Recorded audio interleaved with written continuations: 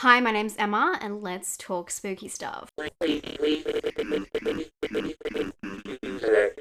Broadcast Signal Intrusion is a dark horror mystery that will catch you off guard with its winding twists, turns, and secrets. We've had a couple of nods to earlier media this year with films like Censor and VHS 94. Suddenly, our obsession with cinema has us reflecting on how physical media used to be and how nostalgic and powerful a tape really is. And you don't need to tell James, played by Harry Shum Jr. James is the protagonist of Broadcast Signal Intrusion, a film directed by Jacob Gentry. This director has a fixation on tech-centered films as he directed The Signal from 2007, which is a horror movie about a mysterious transmission traveling through phones, radio, and television. This is a signal that turns people violent. And in 2015, he directed Synchronicity, which is about a physicist who invents a time machine. But Broadcast Signal Intrusion is grounded more in conspiracy than high-tech madness. The film follows James, a video archivist who by chance encounters a strange break in broadcast, which contains creepy imagery. James becomes at first intrigued by the signal intrusion and starts to investigate its source. But the rabbit hole has only just begun as James starts to uncover a dark conspiracy. Broadcast signal intrusion is indeed a real phenomenon, and if you are interested in conspiracies, you've probably heard of the Max Headroom incidents. This is when a series of bizarre clips interfered with a sports report and an episode of Doctor Who in 1987. What you can see here is some of the clips that we're playing. The mystery became bigger than the clips as people searched for meaning. The fact that the images show a poorly made mask of Max Headroom, who was an AI character dubbed the first computer-generated TV personality, sparked further speculation into what the message was. What did this all mean? Years later, people have confessed to the crime or really just tried to take ownership over the mystery itself, but there has been no real links, and to the general public, this case is still a mystery. And the film is said to be patterned in the same way as the Max Headroom incidents, although this does tie in to another part of dark media. The clips in the film seem to be inspired by the imagery of Tara the android,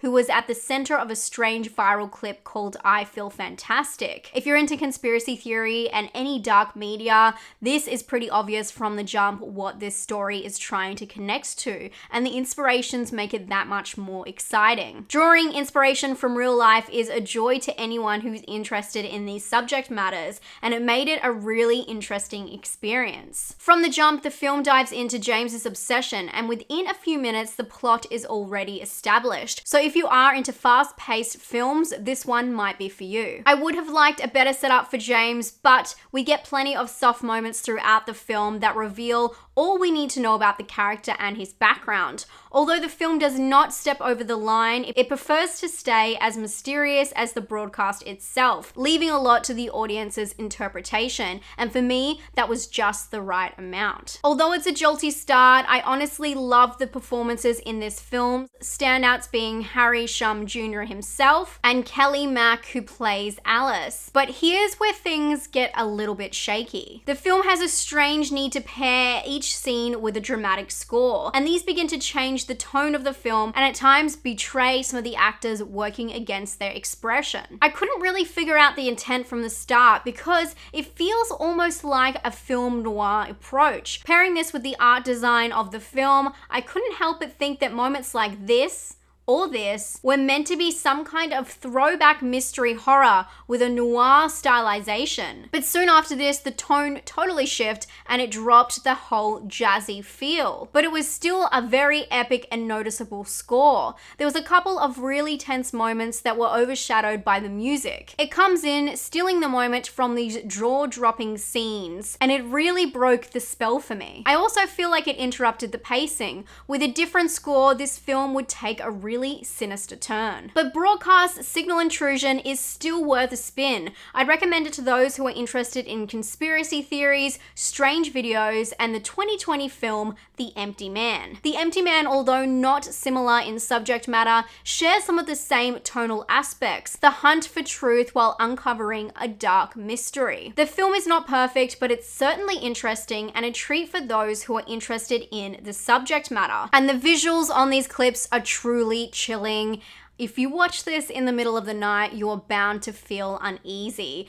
They did an amazing job at creating these bizarre, uncanny clips. Although it leaves a lot up to interpretation, it fits the core message of the film perfectly, making you want to figure out the mystery. Just be careful about what you may find. I found this film very intriguing. I'm giving it a 7 out of 10. I would have liked more of a character build-up, but I do appreciate that they gave you everything you need to know about the character throughout the film. I just would have liked more of a soft opening. For those who like fast-paced stories, you may enjoy this one because the mystery is constantly unraveling. I also think it's a great film to watch at home, opposed to obviously wanting to see as much horror in the cinema as possible. This being a streaming release now is perfect because the film is based around the idea of watching something on the TV, so it works better that way in my opinion. For scare, I'm gonna give the film a 6 out of 10. I thought that the clips themselves were really scary and really on point. And although it's not really a bloody, gory mess, although there's a little bit,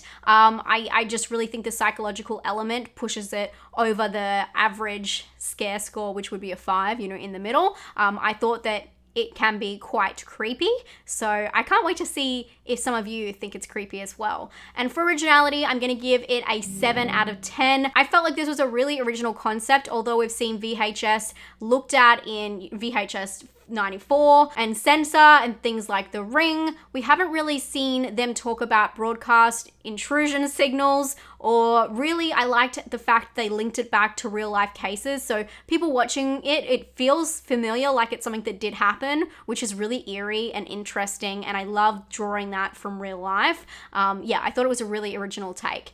Anyway, I hope you check out this film. Let me know if you've seen it and what you thought. I can't wait to hear whether you liked it, whether you didn't like it. I would love to hear your opinion. Leave it down below, and if you haven't subscribed, I would love to have you here. I make new videos every single week talking about horror movies, talking about thrillers, and giving you a lot to put on your to watch list. Let me know what you're checking out this week, and I'll talk to you all very soon. And please give this video a thumbs up. It does actually help me out, and I'll talk to you very soon. Stay spooky. Bye, friends.